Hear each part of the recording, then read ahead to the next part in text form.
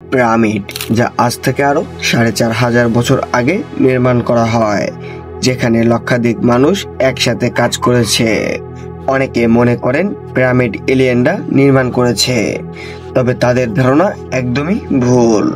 কারণ পিরামিডের ভিতরে মানুষের কঙ্কাল পাওয়া গিয়েছিল এবং তারা যে শ্রমিক ছিল তার অনেক প্রমাণও পাওয়া যায়, যার ফলে কিছু অন্ধ চিন্তা ভাবনা করা মানুষের চোখ খুলে যায়। কারণ তারা মনে করত পিরামিড এলিয়েনরা নির্মাণ করেছে। পিরামিড কেন নির্মাণ করা হয়েছে? শুধুমাত্র রাজাদের মমি করে রাখার জন্য?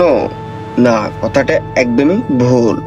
কারণ মিশরীয়রা এতটা বোকা ছিল না যে শুধু মিশরের রাজা রানীকে মৃতদেহকে মমি করে রাখার জন্য কয়েক বছর ধরে পিরামিড নির্মাণ করবে। কারণ পিরামিডের ভিতরে ছিল সিক্রেট রুম, যেগুলো এখন পর্যন্ত রহস্য হয়ে রয়ে গিয়েছে। তবে ১৯৮০ সালে পিরামিডের একটি রহস্য উন্মোচন করা হয়। পিরামিডের চেম্বারে ড্রিল মেশিন দিয়ে ছিদ্র করে একটি রোবোটিক ক্যামেরা প্রবেশ করানো হয়। যখন ক্যামেরাটি চেম্বারের উপরে নিয়ে যাওয়া হয়, ক্যামেরায় ধরা পড়ে আরো একটি দেওয়াল, যেটি সিল করা ছিল। যারা রিসার্চ করতেছিল তারা মনে করেন এই চেম্বারের ভিতরে আরো একটি চেম্বার রয়েছে। কিন্তু যখন এই ক্যামেরাটিকে ফ্লোরের দিকে নামানো হয়, তারা যা দেখে সবাই হতভম্ব হয়ে যায়। কারণ ওই ফ্লোরে লাল রক্ত দিয়ে বা লাল কোনো কিছু দিয়ে খোদাই করে এমন কিছু লেখা হয়েছিল যা খুবই ভয়ঙ্কর। অনেক বিজ্ঞানীরা এই লেখার অর্থ খুঁজে বের করার চেষ্টা করেছিল, তবে সবাই ব্যর্থ।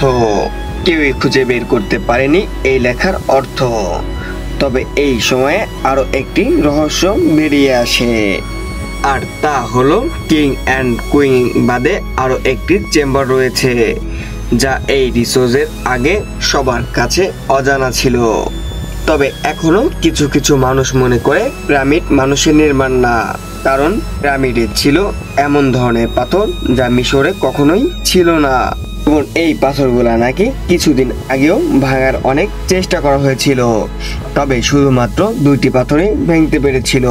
তাহলে ভাবুন পিরামিডের নির্মাণ প্রকৌশল কতটা উন্নত এবং তখনকার সময়ে মিশরীয় শ্রমিকদের চিন্তা ভাবনা কতটা উন্নত ছিল। এই পিরামিডকে বিশ্বের 7ম আশ্চর্যের এক নমুনা হিসেবে মনে করা হয়, যার দ্বিতীয়টা বানানো প্রায় অসম্ভব। তাহলে একবার ভাবুন 2025 সালে পুরো পৃথিবী কতটা উন্নত হয়েছে, কত আধুনিক আধুনিক যন্ত্র বের হয়েছে, যে যন্ত্রের সাহায্যে অনেক ভারী কাজ খুব সহজে করে ফেলা যায়। কিন্তু তারপরেও পিরামিডের দ্বিতীয়টা বানানো প্রায় অসম্ভব। তবে পিরামিড কিসের জন্য বানানো হয়েছিল তা আজও পুরোপুরি পরিষ্কার না।